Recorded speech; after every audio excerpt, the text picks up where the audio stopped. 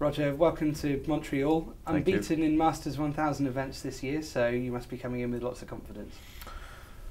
Well, I'm not sure, those Masters 1000s that I won in the summer, or in the American summer there, back in March, they seem like ages ago, and it is the transition I'm in right now. Like most of the players going from the grass to the hard courts, and the ball's bouncing. It's swirly winds here in Montreal, so I feel like this has almost nothing to do with Indian Wells in Miami and with Wimbledon, so it all starts from scratch. I'm excited to be here. I'm happy I'm healthy. I always hoped that the second part of the season was going to be one where I could play more tennis, and I hope we can start off well here with a first round victory, and then we'll see where it leads into, but obviously got to take it one match at a time.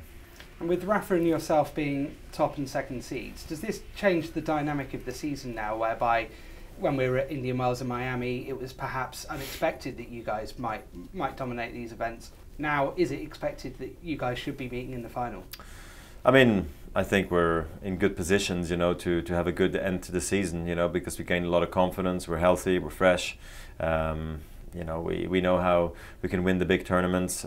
Plus, we're missing some of the best players, in the world right now, in Novak, Andy, and Stan. Obviously, Andy is hopefully going to come back for Cincinnati or latest for the U.S. Open, but Stan and Novak are out for the season, so that creates opportunity for all the players, but also including Rafa and myself. So.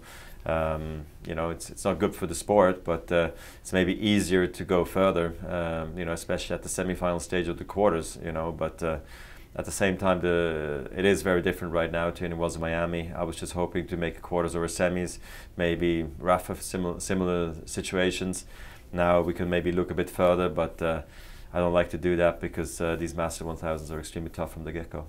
And of course, you've got your Rogers Cup titles, but you've never won it here in Montreal. So it seems strange at this point in your career to be talking about firsts. But how would that be to tick that box? Well, that's right. I mean, exactly. You asked me if I should win here or how I feel about winning here, but I've never won here in Montreal in my life. So that would be a first. I remember I was extremely close once against Novak. I lost 7-6, I think the third here years ago. But I haven't played Montreal very often in my career. I've been going more to Toronto over all the years.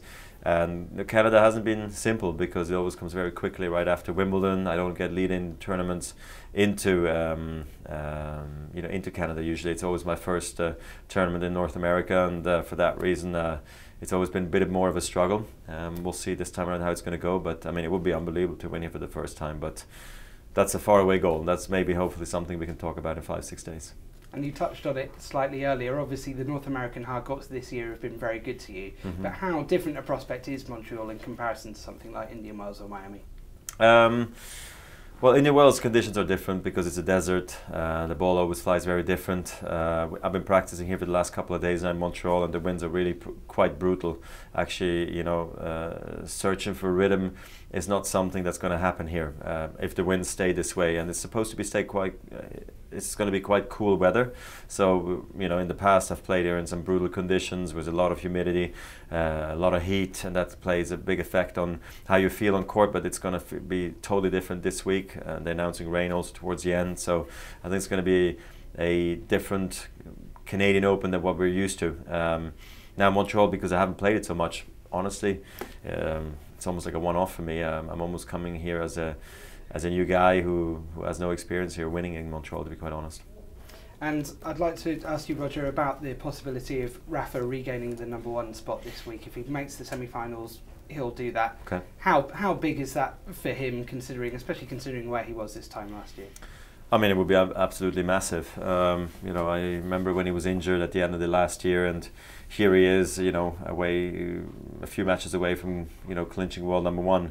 In a way, it seems very far, yet it's very near. So he's just going to stay focused, and I hope for him, for his sake, he's going to make it. And if not, I'm happy for Andy to get another week at world #1, because the run that he showed as well last year was tremendous. I have unbelievable respect for Andy, that he was able to do it and get to world #1 and finish the year at world #1, and that was nice to see. So now there's going to probably be a changing of the guard, at world #1 level in the near future, and I hope for Rafa he can get there again. He would absolutely deserve it after his 10th French Open win in the summer here.